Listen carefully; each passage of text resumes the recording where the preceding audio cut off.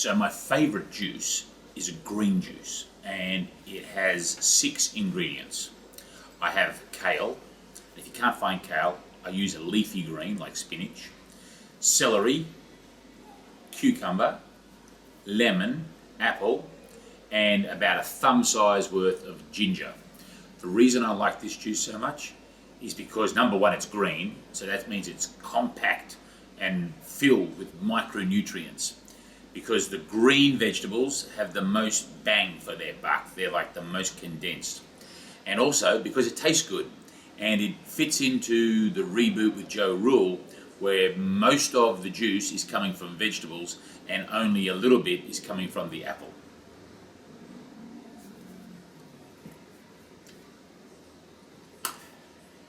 I would suggest introducing green juice for someone who's never had it before. Instead of doing 80% vegetable and 20% fruit, I would try and make it maybe a little bit more fruit, so that you start out maybe with, say, 3 apples or 4 apples if you're making a big jug of juice. And then over time you can bring down the apple so it becomes less sweet. You know, the reason why most of us look at green juice and think yuck is because all of our history and all of our time on this planet has suggested that something green is off, like green water, yuck, don't want to drink that. Whereas red and orange and yellow and purple, these are all colors that you can squeeze from the grapes, from the pineapple, from the orange. And we are used to seeing that color. But with green, we're not so used to seeing it. So modern day technology is able to squeeze the green plants and make green juice. So it's relatively a new thing to the human eye. So we have to just overcome that initial instinct reaction that it is not good for us, because it's very good for us. So I get asked this question a lot: how much juice on a regular basis? Well, it depends. If I am just living a normal life where I am eating my food, then I like to try and get my fruits and vegetables into my body about 40 to 50% of all the calories. So therefore, juicing can maybe be 2 or 3 times in the day. Generally, I like to start my day with juice. Now, if I am doing a reboot where I am juicing only, then maybe it's like 7 or 8 big glasses of juice, depending on how much energy I spend. If I'm running around, working hard, maybe 8. If I'm at home, relaxing, maybe 6.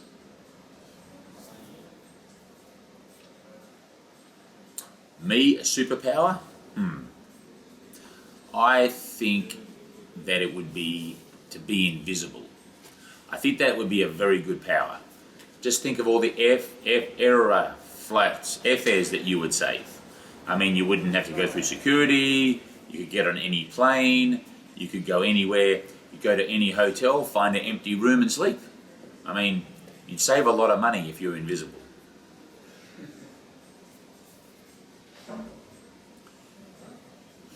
The healthiest benefit of juicing. There are so many, I'm trying to think of what is the healthiest.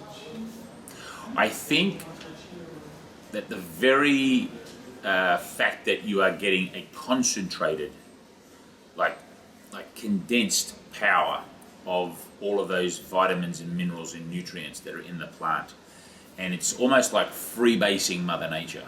So I think that's the healthiest benefit. It's just how much concentration of nutrition that you're getting. That would be what I think. I think coming second would be the fact that you are giving your body a rest. Is probably the second best thing. My favorite food. I think I have 2 favorite foods. I have a favorite food in the fruit and vegetable and nuts and beans and seeds area, and that food would be avocado. That's my favorite in that area. When I talk about the fun part of town, what is my favorite food down there? Well, I'd probably say I think, is ice cream a food or is that like a dessert? I don't know. Let's call it a food because ice cream is something I love a lot, but I don't have it that often. But when I do have it, I enjoy it.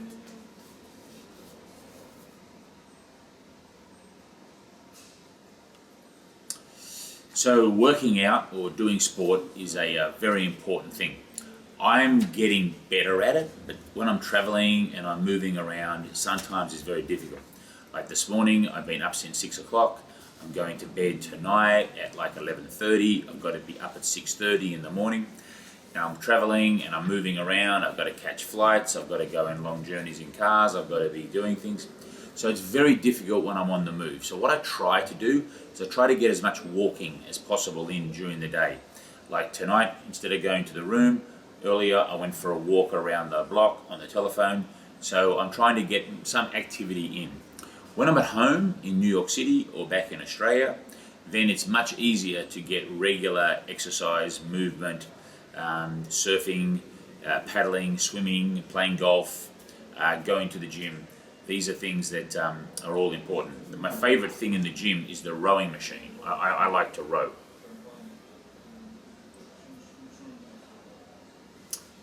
The person I want to have lunch or juice with in the whole world.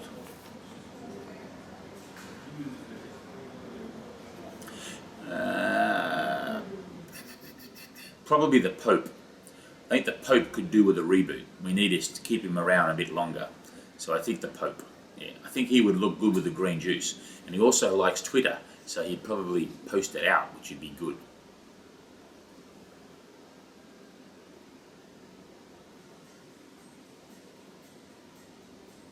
Getting kids and parents to cook and make healthy meals at home, it's a big challenge. It's not easy. I understand that, particularly when you have habits that haven't been in that direction. I think what we need to do is really create an environment where education is there, where information is available, and it's got to be entertaining and inspirational. And I think the media is a great way of doing that. I think through the movies, which is what I'm trying to do. I think through books. I think through social media, whether it's YouTube, whether it's Instagram, whether it's Facebook. You know, parents and kids are all exposed to these mediums. And I think that's the way we do it. I think we need to really do it by pushing great content out there and just allowing people to come in at their pace. Because, I mean, everybody wants to be healthy. People don't want to be sick. And unfortunately, sometimes it waits until they are sick before they'll make those changes. So what we've got to try and do is get that information before they get sick. And I think the best way of doing that is through the movies.